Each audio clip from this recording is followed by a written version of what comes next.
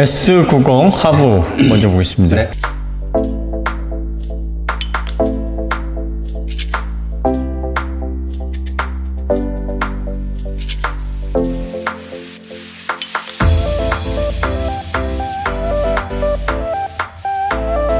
리프 스프링. 네. 예. 오스트리아에서 만든 거네. 그러네요. 예. 요거 벤틀러사에서, 독일 벤틀러사에서 henkel하고 같이 기술지에서 원래의 소재 관련해가지고 이 henkel의 네. 주요 품목이 그 폴리우레탄 네. 합성수지, 접착제 만들고, 세제 만들고, 예. 퍼시엘 그 회사죠. 상하이의 뭐 고분자 합성수지 관련해가지고 이제 사업을 넓게 하려고 엄청난 투자를 하고 있다. 생산량 굉장히 이제 높이고 대량 생산하기 위해서 지금 준비를 하고 있는 것 같아요.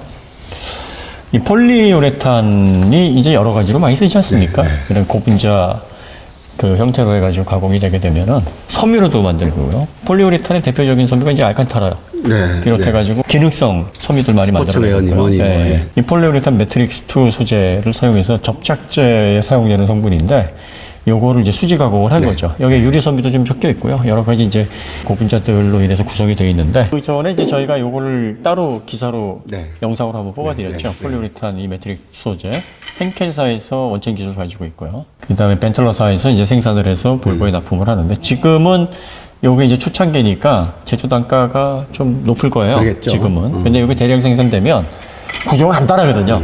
그래서 뭐든지 소재가 이제 대량으로 나오게 되면은 가격이 저렴해집니다. 요게 이제 대량화 했을 때 가격을 낮출 수 있는 장점. 그 다음에 코일 스프링 대비 공간을 좀 덜 차지한다. 그리고 강철 리프 스프링보다 한 65% 가볍게 만들 수가 있어요. 그래서 요런 걸 강철로 만들었을 때보다 한 4.5kg. 그 정도만 돼도 이게 상당한 거거든요.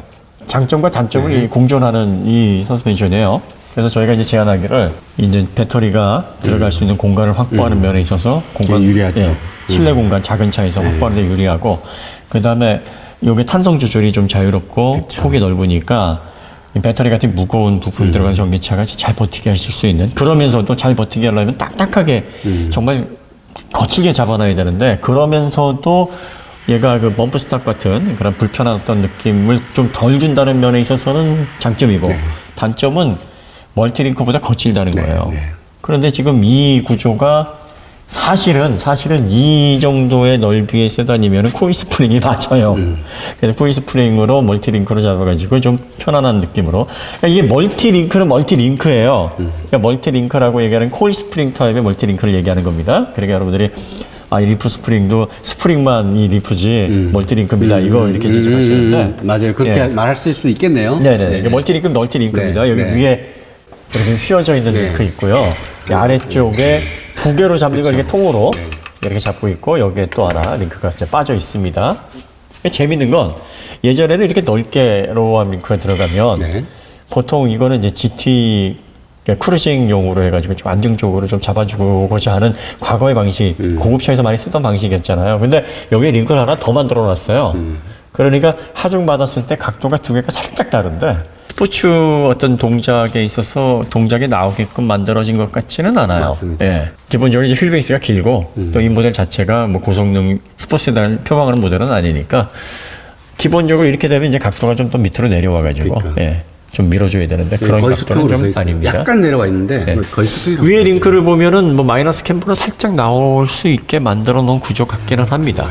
위쪽에 보시면은 링크 구조 자체가 살짝. 예, 살짝. 요거는 밑으로 이렇게 좀 각도가 있고 위에는 올라가서 위로 저게 좀 당겨주는 구조라서 기본적으로 이 특성 자체가 잘 달리는 기밀하게 만든 차는 아니다. 네. 그 다음에 이렇게 로우암 링크를 만들어 놓는 모델 자체가 스포츠성이 살아있는 그런 어떤 다양한 변화를 허용하는 그런 구성은 아니거든요. 그런데 소재는 정말 좋은데요. 알루미늄 합금, 너클도 그렇고요. 네.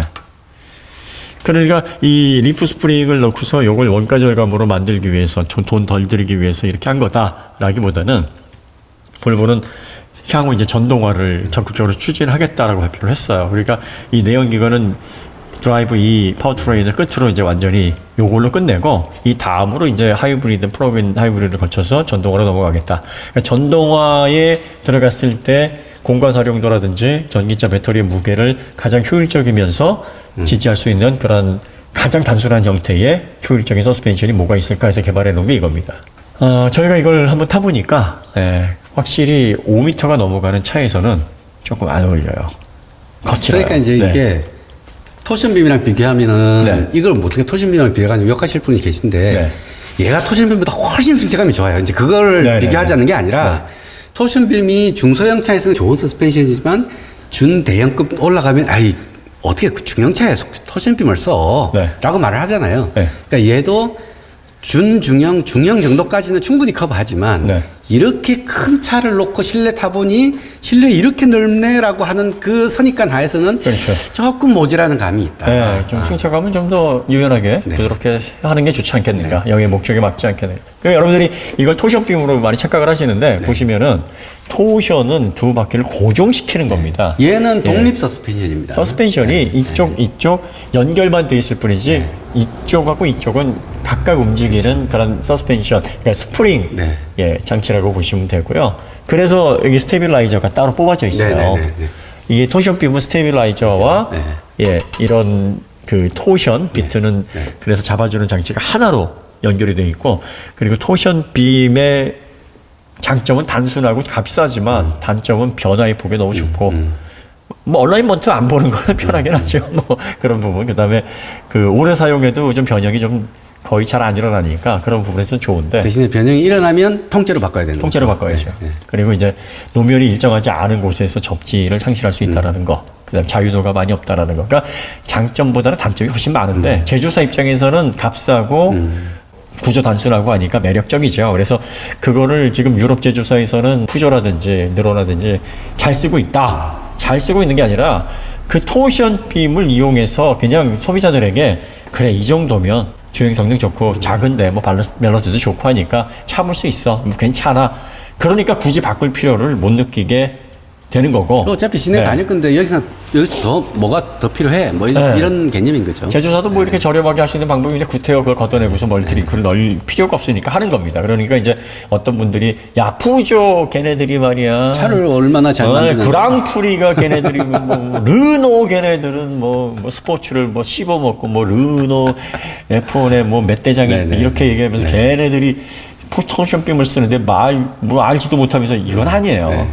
그러니까 그 친구들이 중형 세단, 준대형 세단을 안 만들잖아요. 안 만드는 거지, 못 만드는 거지. 안 해요. 그러니까 왜냐면 그렇게 해가지고 이제 우리도 그러면 중형 세단 하나 만들어야겠다 해서 탈리스만 만들어가지고 SM6로 해가지고 나왔는데 결과가 그렇잖아요. 그러니까 안 해본 부분은 못 합니다. 그래, 늘 소형차나 작은 차, 뭐 4.5m 내외에 뭐 커봤자 그 정도의 토션빔을 거는 그 기술력은 오래 숙성돼 왔죠. 그런데 만약에 그런 차대에 쓸만한 아주 구조가 좋은 멀티링크가 들어간다 그러면 주행 성능, 성취감 다 잡아낼 수 있어요. 그러니까 여러분들이 지금까지 잘 해왔으니까 그냥 가는 겁니다. 그러니까 걔네들 봐라. 걔네들이 뭘 몰라서 그렇게 하겠느냐. 지금까지 그렇게 해왔고 효율이 좋으니까 바꿀 필요가 없는 걸 뿐이에요. 근데 그걸 보고서는 멀티링크 잘하던 업체들이 그걸 바꿔가지고 야 우리도 저거 다시 옛날 거 써야 되겠다. 그건 아니죠. 말이 안 되는 거죠. 그건 말이 안 되는 거죠. 이게 뭐 리프 스프링이 들어갔기 때문에 단적으로 이렇게 뭐 멀티링크, 그러니까 코일 스프링 형태의 멀티링크하고 비교를 해가지고 이게 뭐 이렇게 플러스 마이너스 되니까 가성비가 좋아 보입니다. 이렇게 볼 수는 없는 부분인데 어쨌든 현재 기점으로 봐서는 이게 코일 스프링보다 돈이 더 많이 들어가는 방식이긴 합니다. 아직은 물량이 많지가 않고 시소재이기 때문에, 그리고 이런 사용된 자료들을 보면 괜찮아요. 이 6,030만 원부터 이거 다 들어가는 거니까 그런 구조로 보면은 뭐 링크 구조에 좋은 재료 많이 썼습니다. 그다음에 크로스 멤버는 강으로 되어 있고요. 네, 배기구는 이런 식으로 해서 빠져 있습니다. 2000cc로는 좀 굵은 편이죠. 네, 그리고 듀얼로 되어 있는데 겉으로 이제 드러나지 않는 방식으로 되어 있습니다. 원래 이렇게 해서 밑으로 이렇게 싹 떨어지는 방식이 제일 좋아요. 가장 효율적인 방식으로 되어 있습니다. 자, 그 다음에 사륜이 들어가는 구조도 생각을 해서 여기 위에 터널 이렇게 쭉 해놔가지고 드라이브 샤프트 이렇게 쭉 빠지는 공간 같죠?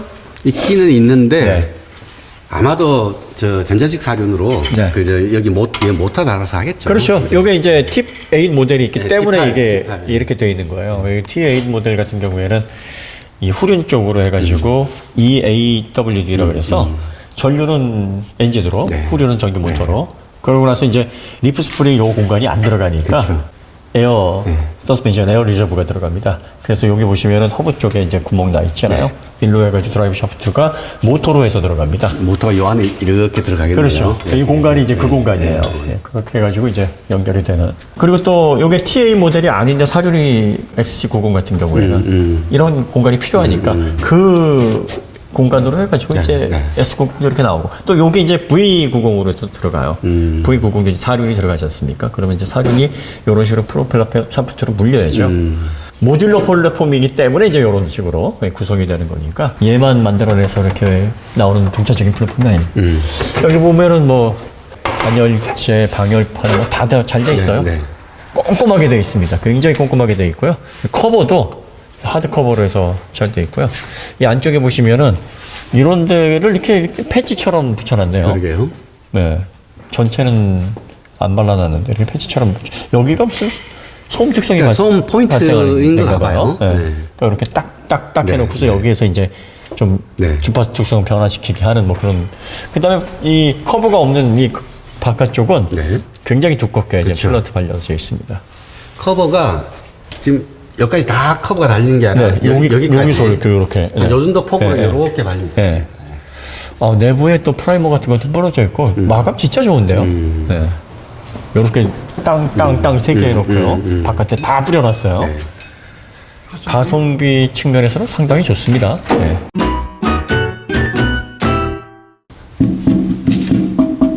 단단하네요. 네. 어차피 뭐 다 간단하라고 절고까지 해놓은 거니까요. 네, 뭐 이렇게 터널 있으니까 이렇게 이제 터널 이렇게 깊으면 네. 아무래도 이제 약간 여기 벌어지고 하는 게 벌어졌다가 있거든요. 네. 오므려졌다가 할 수 있고요. 이 서브 프레임 보니까 진짜 두껍네. 튼튼해 보이죠? 예, 뭐 이건 어떻게 뭐 강도를 알아볼 수 있는 방법은 없는데 보기에도 굉장히 튼튼해 보이네요. 그래요. 예. 와우. 서브 프레임이 굉장히 또 커요. 그렇죠. 이렇게 쭉 뻗어가지고. 그러네요. 네. 네. 되게 이쪽 아래쪽으로 가는 라인도 두껍고요. 네. 여기 윗 두께 보세요. 야, 엄청납니다. 오, 진짜 두껍네. 엄청납니다. 이 멤버 같아요. 거기 위쪽에 멤버 같이 들어가 있어요. 서브 프레임이 2급에서 세단 요런 정도로서는 가장 튼튼하게 되어 있는 것 같아요. 네. 안전에 볼못없네요. 그러니까 위쪽에 하우스 쪽으로 연결되는 그렇죠. 멤버 그게 거의 뭐 이렇게 벽을 이루고 있잖아요. 격벽을 이루고 있고 아래 서브 프레임까지 해서 연결이 돼 있어서 굉장히 견고합니다. 이러니까 이제 스몰 오버랩을 테스트, 충돌 테스트 했을 때 비껴치기가 되는 것 같아요. 이 정도 되니까.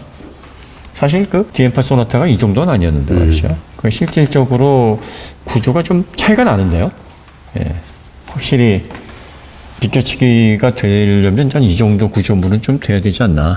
네. 그 다음에 이 서브 프레임을 잡고 있는 이 볼트들도, 나사들도 굉장히 견고합니다. 커요. 이렇게 큰 나사 처음 봤다. 이게 무슨 차에 쓰는 나사가 아닌 것 같아요. 아, 그 무슨 뭐 산업기계에 쓰는 그런 나사들 같습니다. 와, 이거 눈으로만 봐도, 이게 사실 눈으로 봐서는 잘 모르기는 모르죠. 한데, 네, 모르죠. 모르기는 한데, 이건 눈으로 봐서도 알겠는데요. 이 정도 되면은 튼튼하다라는 거 그런, 뭐, 의심의 여지가 없습니다, 진짜. 봐도 이게 튼튼합니다, 진짜. 예. 진짜 상당하네요. 스티어링 기어는 이쪽, 그 서브프레임 위쪽으로 붙어 있고요. 네, 여기 안쪽에 예, 있습니다. 예. 렉기요. 렉 기어가 있어서 예, RL EPS 네. 방식입니다. R EPS 방식이고 이게 스티어링 휠 그 반응성이 그래도 살짝 날카롭더라고요. 이게 느슨하게 앉아 네, 있고 네, 네, 네. 이게 북유럽 스타일답게 네, 유럽 네. 세단답게 뭐 이렇게 좀 스포츠 운전을 할 때 왜 소비자들이 그래도 이 자동차의 핸들링이라는 것을 가장 먼저 체감하는 게 이제 스티어링 휠의 반응성이잖아요. 그러니까 스티어링은 총합적인 자동차의 거동을 얘기하는 건데 가장 그 피드백에서 먼저 느끼는 게 스티어링 휠의 반응성인데 그 반응성이 아주 날카로운 수준은 아닌데 그래도 조금 날이 그래도 좀 있는 편으로 좀 조율이 되어 있습니다. 위쪽에 다 알루미늄이죠? 네. 네, 너클서부터 다 알루미늄. 네, 알루미늄으로 다 네. 알루미늄 합금으로 되어 있습니다. W25 타입으로. 네. 네. 서브 프레임은 강이지만 네. 뭐 이것도 알루미늄으로 되어 있다 그러면 더 좋겠는데 뭐 가격대가 있으니까 그런데 굉장히 두껍게 튼튼하게 잘 되어 있고요. 그 다음에 이 전륜 서스펜션은 W15입니다. 위쪽에 위시본, 아래는 이제 위시본 타입은 아닌데 이 형태는 이제 W 위시본 방식으로 해가지고 이제 잡아져 있는데 아래가 상당히 두껍죠. 네. 요 강으로 하게 되면은 여기 좀 더 얇은데 알루미늄 합금으로 하면 이렇게 두껍게 해야 강하고 비슷한 강성이 나오면서 면적 넓어진 거에 대한 어떤 이점이 발생을 하죠. 전용 구성도 괜찮네요. 네. 굉장히 좋습니다. 6,030만 원에 해당하는 프리미엄 대형 세단의 하체로서는 나무랄 데가 없어요 지금. 근데 전륜도 동작이 약간 보수적이에요. 보수적이죠. 네. 이렇게 W20이 뭐 여러분들이 이렇게 보시면 고급차에 많이 사용된다. 뭐 이렇게 들어가기 때문에 주행 성능도 아주 스포츠성이 좋을 거다 생각하시는데 세팅하기에 따라 다르죠. 네, 이게 사실 W20이 멀티링크에 비해서 그렇게 이제 변화가 많이 줄 수 있는 서스펜션은 아니에요. 물론 이제 맥퍼슨 스롯보다는 변화를 더 많이 줄 수는 있는데 위아래로 잡아주니까. 그런데 이제 요즘 이제 맥퍼슨 스롯도 아래를 그렇죠. 그쪽으로 잡고 있잖아요. 쪼개기 시작하면 변수가 더 많아지니까. 그래서 여기에서 W20의 변화를 더 주기 위해서 양쪽으로 잡고 또 이렇게 위아래를 좀 위상 차이를 두는데 요거 같은 경우에 전통적인 방식이에요. 그렇죠. 전통적인 방식이니까 기본적으로 안정감 있는 주행 성능에 주력을 하고 스포츠성보다는 그래도 뭐 신뢰성이 좀 무게를 두겠다. 뭐 이런 세팅으로 보시면 됩니다. 대신 이 암의 두께라든지 이 구조들이 상당히 가격 대비 견고한 그런 구성들을 가지고 있습니다. 네, 그 다음에 엔진 이렇게 되어 있고요. 전체가 다 이제 알루미늄 합금으로. 여기 이제 알루미늄 합금을 사용하면서 디젤 엔진과 블럭을 공유한 그렇죠. 모듈러 엔진으로서 이제 가치가 높았다 그랬는데 그게 아까워요. 그 디젤이 사라지니까. 디젤이 조금 더 현역으로 있어도 되지 않았을까요? 그런데 이제 환경 규제가 점점 심해지고 그러니까. 아직 디젤 파는 메이커들 되게 많은데. 네. 근데 이제 볼보는 그래 어차피 뭐 없어질 거 미리 없애고 전동을 빨리 시작을 하자 뭐 그런 차원으로 지금 접근을 하는 근데 것 같아요. 참 타이밍이 좀 그런 게 디젤이 이제 더 이상 볼보 디젤을 사람들이 안 사줘가지고 네. 어차피 안 팔리는 거 빨리 정리하자. 네. 그랬으면 그래 뭐 그냥 이해하겠는데 네. 볼보 디젤 다 좋아하는데. 박수 칠 때 떠나야죠. 그래야 선구자지. 야, 참 대단한 것 같아요. 아니 박수 칠 때 떠나야 선구자지. 그 다 뽑아 먹을 대로 뽑아 먹고 나중에 끌어내기 직전까지 버티고 있으면 추하잖아요. 그런데 이제 아직 가치가 남아 있을 때 우리는 더 큰 미래에 더 오래 지속될 가치를 위해서 포기한다. 명분도 되고. 예. 그리고 어차피 이렇게 또 디젤 라인업을 하나 줄여내면 제조 공정도 이게 같은 모듈러 방식으로 공유 부품이 25%, 유사 부품이 50% 이렇게 된다고 하지만 또 라인에서 이렇게 또 두 가지 제품을 더 디젤하고 가솔린으로 생산을 내면 힘들어요. 그러니까 가솔린으로 선택하고 집중하겠다. 예, 선택과 집중하고 그 다음에 전륜 쪽에 모터 집어넣고 뭐 넣고 아이 복잡해. 그냥 마일드 하이브리드로 그냥 여기는 통일을 하고 그 다음에 플러그인 하이브리드 뒤쪽으로 해서 EAWD로 만들어. 이게 이제 볼보의 선택과 집중의 전략인 거죠. 그러니까 가장 먼저 모듈러 이 파워트레인이라는 모듈러 정책을 핀 브랜드답게 앞으로 전동화를 넘어가면서도 선택과 집중을 제대로 하고 있는 것 같아요. 그러고 나서 이제 전기차 시대가 오면 전기차도 이러이러한 그 베리에이션으로 통일해서 나가겠다. 뭐 이런 식의 전략을 필 것 같아요. S90을 봤는데요. 예, 이 차의 단점이 두 가지가 보이네요. 첫 번째는 메이드 인 차이나라는 거. 그다음 두 번째는 사이즈에 비해서 리프 스프링이 그렇게 어울리지는 않아요. 아주 불편하지는 않은데. 그래서 이거를 코일 스프링의 멀티 서스펜션으로 바꿨다. 그래서 좀 부드러운 어떤 승차감을 통해서 넓은 공간에 대한 장점을 극대화시켰다라면 어떨까. 그런데 또 재밌는 거는 만약에 코일 스프링을 썼다 그러면 지금보다 공간이 좀 더 줄어들었을 거란 말이에요. 리프 스프링 썼는데 공간이 더 늘어들어. 근데 리프 스프링의 약간 좀 거친 느낌 때문에 공간의 이점이 좀 반감이 된다. 약간 좀 애매하죠. 애매한 어떤 특성. 그 두 가지가 단점으로 받아들여집니다. 나머지는 다 괜찮아요. 그리고 별로 이렇게 깔 데가 없네요. 솔직한 얘기로.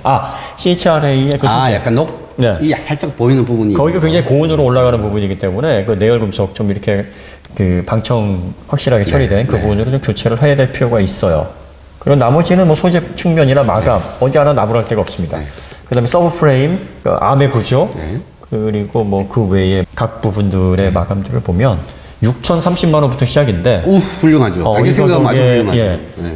마일드 하이브리드 방식의 가솔린 터보 2.0 뭐 출력 뭐 다 고려를 해서 종합해 보면 수입차 중에서는 이 차보다 가치가 가격 대비 높은 차가 있을까요? 글쎄요, 별로. 제가 보기에는 현재까지는 얘가 원탑인 것 같은데요. 네. 국산차의 가성비를 굉장히 높게 쳐주잖아요. 네네.